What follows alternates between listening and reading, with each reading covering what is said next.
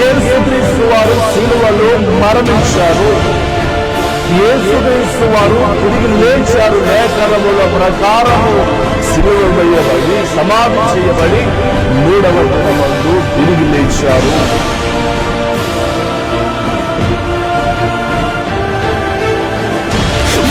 జీవించబడడానికి, ఒక స్థితిలో ఉండడానికి, ఈ రోజు నువ్వు క్షమించబడడానికి, ఈ రోజు ఒక ఉన్నతమైన స్థితిలో ఉండడానికి కారకుడు సజీవుడైన క్రీస్తే.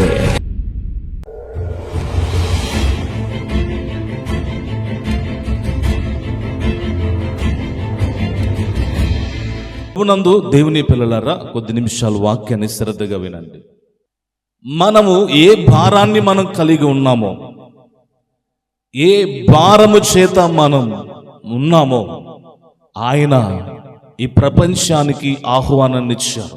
నీవే కాదు, ఇక్కడ కూర్చున్న నీవు మాత్రమే కాదు, ఈ లైవ్ కార్యక్రమాన్ని చూస్తున్న మీరు మాత్రమే కాదు, ఈ ప్రపంచాన్నే, ఈ ప్రపంచంలో ఉన్న సర్వ మానవులను ఆయన ఏం చేశాడంటే, ప్రయాసపడి భారము మోయుచున్న సమస్త జనులారా నా దగ్గరికి రండి, నేను మీకు విశ్రాంతిని ఇస్తానన్నాడు. మత్తయి సువార్త 11వ అధ్యాయము 25వ వచనం. ప్రయాసపడి భారము మోయుచున్న సమస్త జనులారా నా యొద్దకు రండి, నేను మీకు విశ్రాంతిని అనుగ్రహితును. మీకేం చేస్తాను? విశ్రాంతిని అనుగ్రహిస్తాను. ప్రభునందు దేవుని పిల్లలారా, చదవబడినటువంటి వాక్యంలో ప్రయాసపడి భారము మోయుచున్న సమస్త జనులారా నా యొద్దకు రండి, నేను మీకు విశ్రాంతినిస్తాను. విశ్రాంతినిస్తా. ప్రయాసపడి భారము మోయుచున్న సమస్త జనులారా. 2025వ సంవత్సరాల క్రితం ప్రభువైనటువంటి యేసుక్రీస్తు వారు ఆయన ఈ ప్రపంచమంతటికి, సర్వలోకమంతటికి ఆయన ఏం చెప్పాడంటే, ప్రయాసముతో భారం మోస్తున్న మీరందరూ కూడా ఎక్కడికి రావాలి? నా దగ్గరికి రండి. ఏ భారం ఉంది మనుషులో? కొన్ని భార్యాల గురించి మనం చెప్పుకొని ముగించేసుకుందాం, జాగ్రత్తగా గమనించాలి. ఏ భారం ఉంది మనిషిలో అనంటే, మనం ఇందాక పాట పాడుకున్నాం. పాప భారము, వ్యాధి భారము, శిక్ష భారం, నిందల భారము, అప్పుల భారము, అవునా, దయ్యాల భారము, లోక భారము, భర్త భారము, భార్య భారము, పిల్లల భారము, అవునా, కుటుంబ భారము, అట్లా చెప్పుకుంటూ వెళ్తే ఎన్నో భారాలు మనకు ఉన్నాయి. ఎన్నో భారాలు మనకు ఉన్నప్పటికీ మన భారము మనము మోయలేక ఏం చేశామంటే మూర్ఛపోయాం. అంటే ఏం చేపడ్డామంటే ఆ భారాన్ని మోయలేక కింద పడిపోయాం. చేత కావట్లేదు, మన జీవితంలో నెమ్మది కలగట్లేదు. అందుకే మీ అందరికీ చెప్పే మాట, దేవుని పిల్లలారా, వాక్యాన్ని వింటున్న మీ అందరికీ చెప్పే మాట, నీవు ఏ భారముతో ఉన్నావో, ఏ భారముతో నువ్వు ఉన్నావో ఆ భారము నుండి దేవుడు నిన్ను ఏం చేయగలుగుతాడంటే విడుదల చేయగలుగుతాడు. ఆ భారములో నుండి నీకు విశ్రాంతిని ఇస్తారు. మీకు ఎప్పుడు మాట చెప్పడం జరుగుతుంది. ఓ రోజు ఒక ఆయన కట్టెలు మోపెత్తుకుని, తల మీద కట్టెలు మోపెత్తుకుని వెళ్ళిపోతూ ఉన్నాడు.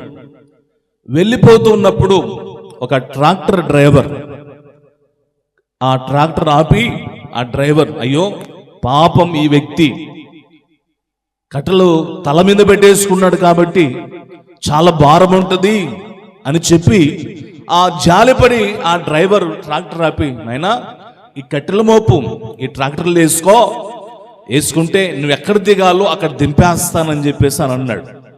బాగానే ఉంది. ఈ ట్రాక్టర్లో ఆ వ్యక్తి ఎక్కాడు. ట్రాక్టర్ వెళ్ళిపోతుంది. కాస్త ముందుకు వెళ్ళిపోయిన తర్వాత ఒక శబ్దం వస్తుంది. ఏంటంటే అని శబ్దం వస్తుంది. ఆ శబ్దం వస్తుంటే వెనక్కి తిరిగి చూచాడు ట్రాక్టర్ డ్రైవర్. డ్రైవింగ్ చేస్తూ వెనక్కి తిరిగి చూచాడు. చూచినప్పుడు ఈ వ్యక్తి ఏం చేస్తాడంటే ఆ కట్టెల మోపును మరలా తల మీద పెట్టుకుని ఉన్నాడు. ఈ వ్యక్తి ఎక్కడ పెట్టుకున్నాడు? గట్టిగా చెప్పండి. మరలా తల మీద పెట్టుకున్నాడు. ఈ ట్రాక్టర్ డ్రైవర్ ఆపి, ఏమయ్యా నువ్వు ఈ కట్టెలు మోస్తున్నావు, ఈ కట్టెలను మోస్తున్నావు, భారం ఉంది అని చెప్పి నేను ఆపేశాను. కట్టలేసుకొని ఇందులో హ్యాపీగా కట్టెల మీద కూర్చోకుండా మరలా మోస్తున్నావు ఏంటి అని అడిగితే ఈ వ్యక్తి అంటాడు, నువ్వు నన్ను ప్రేమించి ట్రాక్టర్ ఆపి నన్ను ఎక్కించుకున్నావు, నేనే భారం అనుకున్నా, మళ్ళీ కట్టెల మోపు ఎందుకు భారమని మరలా కట్టెలు ఏం చేశా, తల మీద పెట్టుకున్నాను అన్నాడంట. అంటే ఎంత పిచ్చోడు అనుకోవాలి వ్యక్తిని. నువ్వు కట్టెలు వేయచ్చు, ఆ కట్టెల మీద నువ్వు కూర్చోవచ్చు, ఆ కట్టెలు నీ తల మీద ఉన్నాయి, దాన్ని దింపడానికి దింపేసి చక్కగా ప్రయాణం చేయొచ్చు. ఈ వ్యక్తి ఏం చేశాడు, ఎందుకు నీకెందుకు భారము అంట. దేనికి భారం అంట? ట్రాక్టర్కి భారమా? మాట్లాడరమ్మా. ట్రాక్టర్కి భారమా? ఈ వ్యక్తి చేసే పని ఎలాగుంది అని అంటే, ఈ వ్యక్తి చేసే పని ఎలాగుందంటే కట్టెలు వేసుకొని కూర్చోకుండా ఆ భారాన్ని దింపేస్తే మరలా నెత్తి మీద పెట్టుకున్నాడు. ఈరోజు చాలా మంది కూడా చేసే పని ఏంటంటే ప్రభు సన్నిధికి వచ్చినప్పుడు, ఆయన రమ్మని పిలిచినప్పుడు ఎవరైతే వస్తారో వచ్చినటువంటి వారు నీకున్న భారం ఏదైనా కావచ్చు. అయితే నీకున్న భారం ఏది ఉందో ఆ భారమును ఆయన ఏమంటున్నాడంటే, ప్రయాసపడి భారం మోయుచున్న సమస్త జనులారా నా యొద్దకు రండి, నేను మీకేం చేస్తా, విశ్రాంతినిస్తా. ఏమిస్తా? విశ్రాంతినిస్తా. ఇప్పుడు మాట, ఎక్కడైనా బరువు మోస్తా ఉంటారు, లేకపోతే ఏదైనా ఒక 50 కేజీలు బియ్యం ప్యాకెట్ ఒక తల మీద పెట్టారనుకోండి, బరువు ఏంటది స్త్రీకి. అమ్మ కాసేపు నేను మోస్తాను, కాసేపు నేను కూడా మోస్తాను, తర్వాత నువ్వు మోస్తూలేనంటే ఆ భారం తీసుకుని ఈమె మీద పెట్టుకుంటే ఈమెకు ఫ్రీగా ఉంటుందా? ఉంటది, ఫ్రీగా ఉంటది. అలాగే ఈ ప్రపంచంలో మానవుడు మోయలేని 3 భారాలు. ప్రధాన భారం పాప భారం, రెండవది వ్యాధి భారం, మూడవది శిక్ష భారం. అయితే ఈ ప్రపంచంలో మనిషి మోయలేని 3 భారాలు ఉన్నాయి. ఆ 3 భారములలోనే ఎంతో భయంకరమైనటువంటి జీవితాలు దాగి ఉన్నాయి. ఈ ప్రపంచంలో మానవ జాతి అనగగొట్టబడుచున్నప్పుడు, మానవునికి సమాధానం లేకున్నప్పుడు, మానవుడు తన భారముతో, పాప భారముతో, వ్యాధి భారంతో, శిక్ష భారముతో మనిషి తాను చనిపోయి నరకానికి వెళ్తున్నప్పుడు ఆయన చేసిన పని ఏంటి తెలుసా? రండి, నా దగ్గరికి రండి అని అన్నాడు. నా దగ్గరికి రండి. ఏ భారం మోస్తున్నావో, నీవు ఏ భారాన్ని కలిగి ఉన్నావో, ఏ కష్టాన్ని నువ్వు కలిగి ఉన్నావో, ఏ నిందను కలిగి ఉన్నావో, ఏ బాధను కలిగి ఉన్నావో, నా దగ్గరికి రండి, నేను మీకేం చేస్తా? విశ్రాంతినిస్తా. మీకు విశ్రాంతిని అనుగ్రహిస్తా. ఎందుకనంటే నీ భారాన్ని మోసేటువంటి వారు ప్రభు అయినటువంటి యేసుక్రీస్తు వారు. నీ శిక్షను మోసేవాడు ప్రభు అయినటువంటి యేసుక్రీస్తు వారు. నీవు నీ పాపాన్ని మోసేవాడు ప్రభు అయినటువంటి యేసుక్రీస్తు వారు. అంటే ఇన్ని భారాలు ఆయన మోసి నీకు స్వేచ్ఛను, స్వతంత్రతను, ఆనందమును, స్వస్థతను, ఆరోగ్యమును, సంతోషమును, ఇవన్నిటిని కూడా ఆయన యొద్దకు వచ్చినప్పుడు నీలో ఉన్న ఆ భారం అంతటిని తీసుకొని ఆయనలో ఉన్న పరిశుద్ధతంతా నీకు ఇచ్చివేశాడు. నీలో ఉన్న ఆ పాపమును, నీలో ఉన్న ఆ వ్యాధిని, నీలో ఉన్న ఆ శిక్షను తను తీసేసుకున్నాడు. తాను తీసేసుకొని నీకు అనుగ్రహించారు. అందుకే యెషయా ప్రవక్త ప్రవచించినట్లుగా యెషయా గ్రంథములో మనము చూస్తే వ్రాయబడినట్లుగా, యెషయా గ్రంథము 3వ అధ్యాయం 4వ వచనం, నిశ్చయముగా అతడు మన రోగములను భరించెను, మన వ్యసనములను వహించెను, అయినను మొత్తబడిన వానిగాను, దేవుని వలన బాధింపబడిన వానిగాను, శ్రమ నొందిన వానిగాను మనము అతనిని ఎంచితిమి. చాలు, ఒక్క నిమిషం. ఈ వాక్య గ్రంథములో చూస్తే వ్రాయబడిన మాట, అతడు మన రోగములను, ఏ రోగములను? మన రోగములను. ఈ వాక్య గ్రంథములో చూస్తే అతడు మన రోగములను భరించెను. నీకున్న రోగాన్ని ఆయన భరించి వేశాడు. నీకు రోగం పోయింది, ఆ రోగం పోయింది అనంటే ఆ రోగాన్ని ఎవరు భరించారు? అట్టి రోగం పైన యేసే బాగు చేస్తారు. ఎట్టి రోగాన్నైనా బాగు చేసేటువంటి దేవుడు ప్రభువైన యేసుక్రీస్తు వారు. అందుకే ఈ వచనములో రాయబడినట్లుగా నిశ్చయముగా అతడు మన రోగములను భరించెను. మనం హాస్పిటల్కి వెళ్ళడం తప్పు కాదు, ఇంజక్షన్లు వేసుకోవడం తప్పు కాదు, టాబ్లెట్స్ వేసుకోవడం తప్పు కాదు. అన్ని వేసుకున్న డాక్టర్స్ చెప్పలేం దేవుడే దిక్కు అని అంటారు, అవునా? కానీ వేసుకోవడం తప్పు కాదు. ఆ వేసుకున్న టాబ్లెట్ అయినా పని చేయాలంటే ఎవరి కృప ఉండాలా? దేవుని కృప ఉండాలి. అందుకే చాలా మంది ఎలాగుంటారంటే, ఆయన దగ్గరికి రమ్మనంటే కొంతమంది ఎందుకు రాలేదు ప్రార్థనకి అని అడిగితే వాళ్ళు చెప్పే సమాధానం తెలుసా? అయ్యా బాగలేదయ్యా, జ్వరం వస్తుందయ్యా, కాలు నొప్పులున్నాయ్యా, కళ్ళు తిరుగుతున్నాయ్యా, నీరసంగా ఉందయ్యా, నడవలేకపోయానయ్యా అని ఎన్నో కారణాలు చెప్పేస్తారు. అట్లా చెప్పి ఇంట్లో ఉంటారా? కనీసం ఆటో ఎక్కాలంటే రోడ్డు మీదకి నడవాలి కదా. అప్పుడు కళ్ళు తిరగవు. అప్పుడు కళ్ళు తిరుగుతాయా? తిరగవు. నీ కళ్ళు తిరుగుతున్నాయి, వ్యాధి వచ్చింది, హాస్పిటల్కి వెళ్ళాలా, వెళ్ళకుండా ఇంట్లో కూర్చుంటావా? ఖచ్చితంగా హాస్పిటల్కి తీసుకెళ్తారు. ఎన్నాళ్ళు అలాగుంటావు, హాస్పిటల్కి వెళ్ళి చెక్ చేయించుకుందామని చెప్తారు. డబ్బున్న వాళ్ళు అయితే ఒక పెద్ద మంచి హాస్పిటల్కి వెళ్తారు, ప్రైవేట్ హాస్పిటల్కి వెళ్తారు. డబ్బు లేని వాళ్ళు అయితే గవర్నమెంట్ హాస్పిటల్కి వెళ్ళి చూపించుకుంటారు. ఎన్నిసార్లు మనం హాస్పిటల్కి వెళ్ళినా, ఎన్ని ఇంజక్షన్లు వేయించుకున్నా, ఎన్ని టాబ్లెట్లు మనం వేసుకుంటాం, కానీ దాని మీద ఉన్న నమ్మకం మనం దేవుని మీద పెట్టగలిగితే అన్ని కూడా పని చేయగలుగుతాయి. ఆయన కృప అన్నిటితో కూడా మనకు తోడుగా ఉంటుంది. దేవునికి మహిమ కలుగును గాక. అందుకే చాలా మంది చెప్పే మాట, ఈ యొక్క ప్రార్థన మందిరములో యేసుక్రీస్తు ప్రత్యక్షత, ఈ ప్రార్థన మందిరం ఎందరో సాక్ష్యాలు, ఎన్నో సాక్ష్యాలు. ఆయాసముతో బాధపడుచున్నప్పుడు, చలికాలము రాగా ఊపిరాడక చనిపోయే పరిస్థితులు, ఎన్నో దయ్యాలు, ఎన్నో కష్టాలు, ఎన్నో నిందలు, ఎన్నెన్నో ప్రాబ్లమ్స్ ఉన్నప్పటికీ కూడా ఇక్కడికి వచ్చిన తర్వాత దేవుడు బాగు చేసి పంపారు. పరమానాథుడైనటువంటి దేవుడు బాగు చేసి పంపారు. దేవునికి మహిమ కలుగును గాక. అందుకే దేవుడు మన రోగాలను, నిశ్చయముగా అతడు మన రోగములు భరించెను, రోగాలను భరించెను. ఆయన సన్నిధికి వస్తే, ఆయన మనలను ముట్టితే ఆ రోగం ఏమైపోతుంది? బాగైపోతుంది. అందుకే ప్రవక్త అంటున్నాడు, ఆయన 700 సంవత్సరాల క్రితమే ముందే ప్రవచించాడు, ఇదిగో ఒక యేసుక్రీస్తు అనబడేటువంటి ఆయన పుడతాడు, ఆయన మన రోగాలన్నీ భరించేస్తాడు. అతడు పొందిన దెబ్బల చేత మనకేం కలుగుతుంది? స్వస్థత కలుగుతుంది.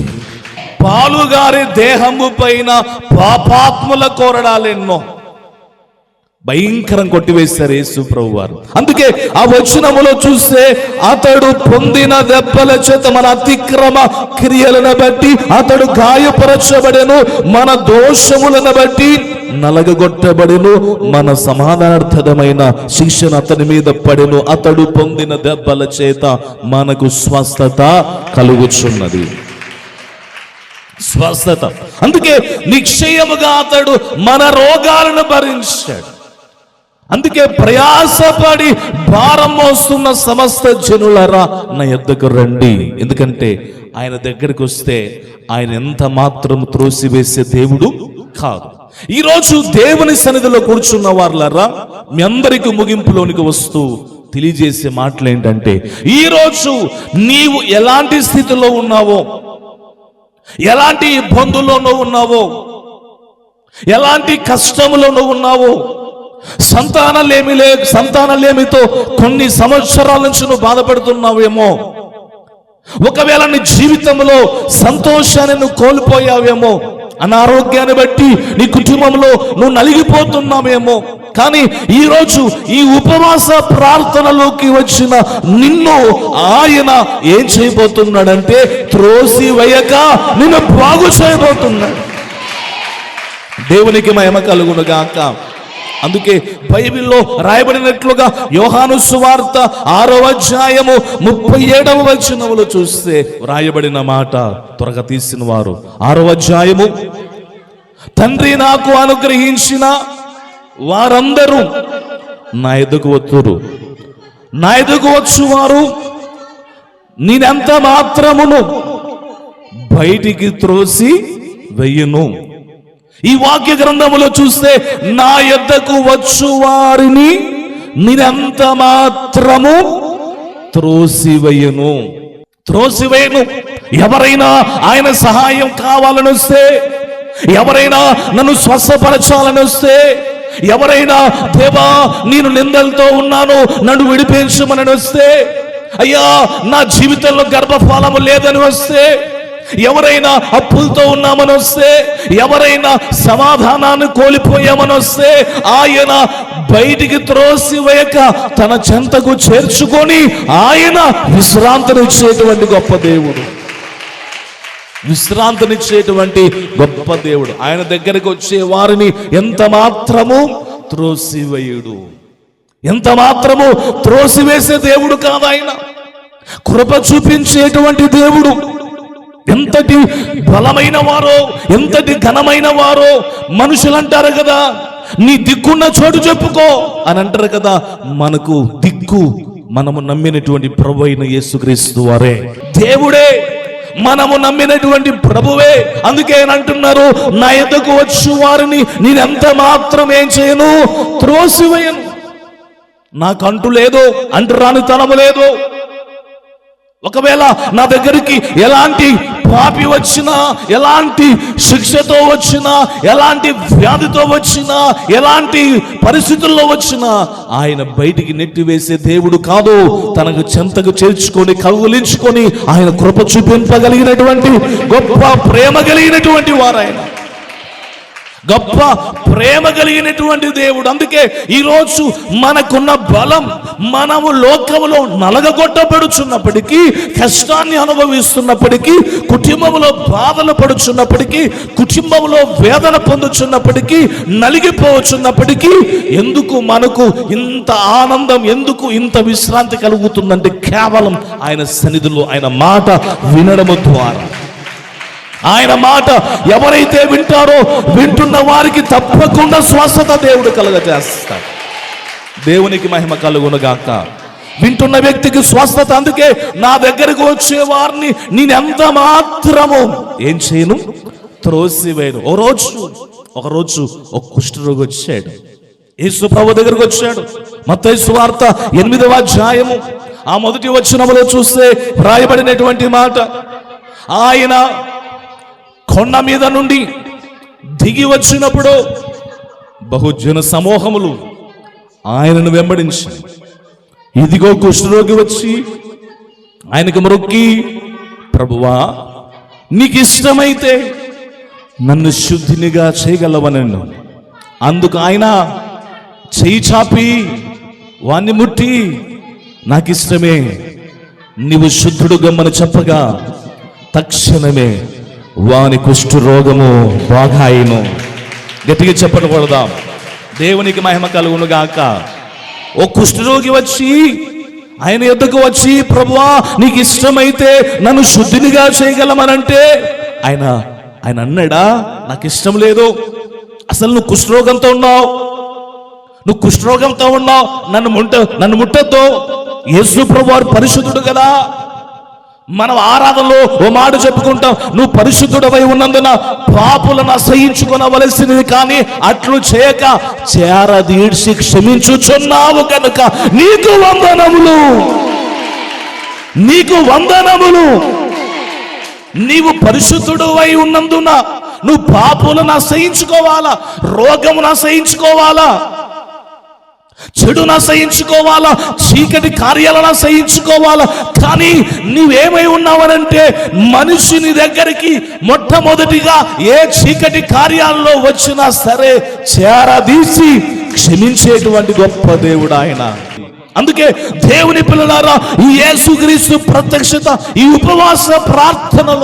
ఉపవాస ప్రార్థనలో మనం ఏం చేయగలగాలంటే మన శరీరానికి ఉన్న ప్రతి సంబంధమైన వాటిని కొరకు ప్రభునడిగి మనం విడుదల, స్వస్థత, అభిషేకమును మనం పొందుకొని దైవ శక్తిని మనం కలిగి విశ్వాస వీరులుగా ఆయన రాజ్యాన్ని స్వతంత్రించుకునే వారిగా ఉండాలి. అందుకే యేసు ప్రభువు వారు ఏమన్నారంటే నాకు ఇష్టమే అని చెప్పి ఏం చేశాడు? చేయి చాపాడు. ఏం చెప్పాడు? చేయి చాపి ముట్టేశాడు. ముట్టగానే అతని కుష్ఠరోగం అంతా ఏమైపోయింది. అందుకే మీ అందరికీ చెప్పే మాట ఏమిటంటే, ఈ ఉపవాస ప్రార్థనలోకి వచ్చిన వారులారా, యేసు ప్రభు ఆ రోజు ఆ కుష్ఠరోగి దగ్గరికి వచ్చినప్పుడు ఆ ప్రభు అన్నాడు, నాకు ఇష్టమే, నువ్వు శుద్ధుడు కమ్మని చేయి చాపాడు. తన యుద్ధకు వచ్చినటువంటి ఆయనను ఆ కుష్ఠరోగిని ఏం చేయలేదు? త్రోసివేయలేదు. అదే కుష్ఠరోగులు ఎవరైనా వస్తే ఎందుకు వచ్చావు అని అంటాం. ఒకవేళ ఎవరైనా అడుక్కున్న వాళ్ళు మన ఇంట్లోకి వస్తే చీచీచి నువ్వు అడుక్కున్నవానివి అని చెప్పి మనం నీచంగా చూస్తాం. కానీ ఆయన ప్రేమ ఒక మాటలో చెప్పాలంటే, వాళ్ళకంటే, అడుక్కున్న వాళ్ళకంటే, బట్టలు చినిపోయిన వాళ్ళకంటే, ఎక్కడో బస్టాండ్లో పడుకున్న వాళ్ళకంటే భయంకరమైన దరిద్రులు ఎవరు తెలుసా? అన్ని ఉండి దేవుని అసహించుకుని పాపాన్ని హృదయంలో పెట్టుకొని లోకానుసారంగా జీవించే వాళ్ళే భయంకరమైన దరిద్రులు. వాళ్ళు కాదు, వాళ్ళలో కల్మషం ఉండదు. ఉంటుందా? చెప్పలు ఉంటుందా? మనలో కల్మషం, డబ్బును బట్టి, అందాన్ని బట్టి నువ్వు దూరంగా ఉండవు. ఆ కుష్ఠరోగిని దేవుడేం చేయలేదు, దూరం పెట్టలేదు, పెట్టకుండా చెయ్యి చాపాడు. నాకు ఇష్టమే అని చెప్పి చెయ్యి పెట్టాడు. పెట్టగానే తక్షణమే తన కుష్ఠరోగము పోయింది. అయితే మరి నీలో ఉన్న పాపాన్ని అసహించుకోవాలి కదా దేవుడు, నీలో ఉన్న అవిశ్వాసాన్ని అసహించుకోవాలి కదా. మనం బయట ఎన్నో తప్పులు చేసి ఎంతో రకరకాలుగా మనం ఉండి ఏమీ తెలియనట్లుగా మనం అందరిలో వచ్చి కూర్చుంటాం. దేవునికి తెలియదా నువ్వు ఎలాగున్నావో? తెలియదా? కానీ అన్ని తెలిసి కూడా నిన్ను ఆయన సన్నిధికి రానిచ్చి నువ్వు అడుగుతూ ఉన్నప్పుడు ఏదో కృప చూపించి నిన్ను హెచ్చరించవలసినప్పుడు హెచ్చరించి, బుద్ధి చెప్పవలసినప్పుడు బుద్ధి చెప్పి, గద్దించవలసినప్పుడు గద్దించి నిన్ను చేరదీస్తున్నవారు ఆయన, నిన్ను చేరదీసేటువంటి దేవుడు ఆయన, కృప చూపించగలిగిన వాడు. అందుకే భక్తులు అంటారు, యెహోవా నీవు నా దోషములు కనిపెట్టి చూచిన యెడల ప్రభువా ఎవడు నిలవగలుగుతాడు నీ ముందు? నిలవగలుగుతామా? కనిపెట్టి చూస్తే, ఆయన కనిపెట్టి చూస్తే ఎవ్వడు నిలవలేడు. అందుకే 130 కీర్తన 2వ వాక్య భాగంలో ఉంటది, నీవు దోషములు కనిపెట్టి చూచిన ఎడల ప్రభువా ఎవడు నిలవగలుగుతాడు నీ ముందు? అయినను జనులు నీ యందు భయభక్తులు నిలుపునట్లు నీ యొద్ద క్షమాపణ దొరుకుచున్నది. చాలు. ఏం దొరుకుతుంది? యెహోవా నీవు దోషములు కనిపెట్టి చూచిన ఎడల ఎవడు నిలవగలుగుతాడు? ఎవ్వడు నిలవడలేడు. అవునా? కానీ ఆయన ప్రేమ ఎంత గొప్పది తెలుసా? తన దగ్గరకు వచ్చిన ఎవరిని త్రోసివేయక క్షమించమని అడిగితే ఆయన క్షమించగలిగినటువంటి దేవుడు. తెలిసి తప్పు చేస్తే కాదు, తెలియకుండా తప్పు చేసినప్పుడు క్షమాపణ దొరుకుతుంది. తెలిసి తప్పు చేసినప్పుడు ఏం దొరకదు? క్షమాపణ దొరకదు. అందుకే ఈరోజు ఈ యొక్క ఉపవాస ప్రార్థన, స్వస్థత ప్రార్థనలకు వచ్చిన వారులారా, ఈరోజు నీవు ఏ భారములో ఉన్నావో, ఏ కష్టములో ఉన్నావో ఆ కన్నీటినంతటిని తుడిచి నీ దుఃఖాన్ని సంతోషంగా దేవుడు మార్చబోతున్నాడు. ఆమేన్. ఇన్ని సంవత్సరాలు ఇలాంటి ప్రార్థనలు ఎన్ని పోగొట్టుకున్నారో మీరు? ఇన్ని సంవత్సరాలు ఈ ప్రార్థనలు పోగొట్టేసుకున్నారు. ఇన్ని సంవత్సరాలు ఈ గొప్ప కార్యాలన్నీ పోగొట్టేసుకున్నారు. అందుకే మీరు హాస్పిటల్కి తిరుగుతున్నారు. అందుకే మీరు రకరకాలుగా బాధలు పడుతున్నారు. కారణం ఏంటి తెలుసా? మనం ప్రభు సన్నిధిని విడిచిపెట్టేసాం. ఆదివారం వచ్చి ఆయన ఆరాధించాలా. తండ్రి, నీ కృప చూపించావు, నీ సహాయం చేసావు, ఆరాధించాలా. ఆ రోజు వచ్చి నాకు రోగం బాలేదు, నాకు కష్టం ఉంది, అప్పులున్నాయి, ఆ రోజు ఎడవకూడదు. అది ఆరాధన దినం, అది ప్రభును స్తుతించగలిగినటువంటి దినం. అందుకే మన కష్టాలున్నా బాధలున్నా ఎప్పుడు రావాలంటే శనివారం జరిగే ఉపవాస ప్రార్థనలకు వచ్చి దేవుని సన్నిధిలో ఉంటే తప్పకుండా ఆయన కృప చూపించగలిగేటువంటి వాడు. దేవునికి మహిమ కలుగును గాక. ఎందుకనంటే నువ్వు దేవుని సన్నిధిని విడిచిపెట్టావు, ఆయన దగ్గరికి రావడం మర్చిపోయావు, ఆయన హస్తం నీ దగ్గరికి రావడం ఆగిపోయింది. ఇన్ని సంవత్సరాలు ఇలాంటి గొప్ప కార్యక్రమాలు నువ్వు పోగొట్టేసుకున్నావు. నీ నిర్లక్ష్యం. ఓ మాట చెప్పండి, ఈ శనివారం ఉపవాస ప్రార్థనలో ప్రతి శనివారం వచ్చి చూడండి. దేవుడు, పరిశుద్ధాత్మ దేవుడు మాట్లాడుతున్నారు. మీరు హాస్పిటల్కి వెళ్ళేది తక్కువ అవుతుంది, మీరు టాబ్లెట్లు వేసుకోవడం తక్కువ అవుతుంది. మీరు ఇలాగ ఆచరించి చూడండి. వెనక్కి 2025 సంవత్సరాన్ని చూడండి, దాదాపు 90% సేఫ్ సైడ్లో మీరు ఉంటారు. దేవునికి మహిమ కలుగును గాక. 90% సేఫ్ సైడ్లో ఉంటారు. నిజంగా మీరు ప్రతి శనివారం జరిగే ఉపవాస ప్రార్థనలో చక్కగా ఉపవాస ప్రార్థనలో ఉండి ప్రభువాని కృప చూపమని ఆయన ఎవరైతే అడుగుతారో, ఎవరైతే కోరుకుంటారో, ఎవరైతే చేరుకుంటారో ఆయన హస్తం వారి మీదకి రాబోతున్నది. దేవునికి మహిమ కలుగును గాక. అందుకే మీ అందరికి చెప్పే మాట, మీరు అందరూ వస్తున్నారు, ఇంకా అనేకులకు చెప్పండి. దయ్యాలతో బాధపడుచున్న వారికి, సంతానలేమితో బాధపడుచున్న వారికి, అనారోగ్యంతో ఉన్న వారికి, సమస్యలతో ఉన్న వారికి, నిందల్లో ఉన్న వారికి మీరు చెప్పి ఈ రోజు ఈ దినమందు మీరు తీసుకురండి, మీరు తీసుకొని రండి. వారికి మీరు చెప్పండి, అయ్యా పలానా వాళ్ళ అయ్యాను పరిచయం చేసి ప్రార్థన చేయించండి. తప్పకుండా దేవుడు కృప చూపించి వారిని బాగు చేస్తాడు. దేవునికి మహిమ కలుగును గాక. ఈ ప్రతి శనివారం ఈ ఉపవాస ప్రార్థనలోనికి ఎవరైతే మానకుండా వస్తున్నారో వారి గర్భాలు ఈ సంవత్సరంలో తెరవబడబోతున్నాయి.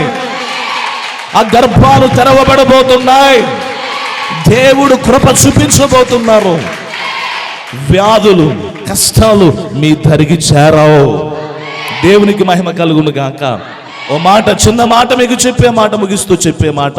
ఇప్పుడు బాగా ఒక పొయ్యి మీద బాగా మనం పెట్టిన అన్నంగానే టీ గాని బాగా వేడిగా ఉంది. ఆ వేడిగా ఉన్న టీ మీద ఈగలు వచ్చి వాళ్తాయా? చల్లగా అయిపోయింది కాబట్టి. అందుకే చల్లగా అయిపోయింది కాబట్టి ఈగలు వస్తాయి, చీమలు వస్తాయి, దాని చుట్టూ టీ చుట్టూ ఉంటాయి. ఉండవా? అలాగే మనం కూడా ఎప్పుడైతే ఆత్మీయతలో చల్లగా అయిపోతామో లోకాశలు మనల్ని ఆవరించి మనల్ని ఏం చేస్తాయి? పతనం చేస్తాయి, వ్యాధులు వస్తాయి. సైతానుగాడు నీ మీద అనేకమైన కార్యాలు, చెడు కార్యాలు, అనేకమైన నిరాశ, ఒత్తిడి, మానసిక బాధ, కుటుంబంలో భార్య భర్తల మధ్యలో సమాధానం లేకుండా రకరకాలుగా సైతానుగాడు చేస్తాడు. ఎప్పుడు చెప్పండి? నువ్వు చల్లగా అయినప్పుడు. అందుకే మన ప్రతి శనివారం ఉపవాస ప్రార్థనలు వచ్చి మండుతున్నప్పుడు సైతాను నీ మీద హస్తం వేయలేడు.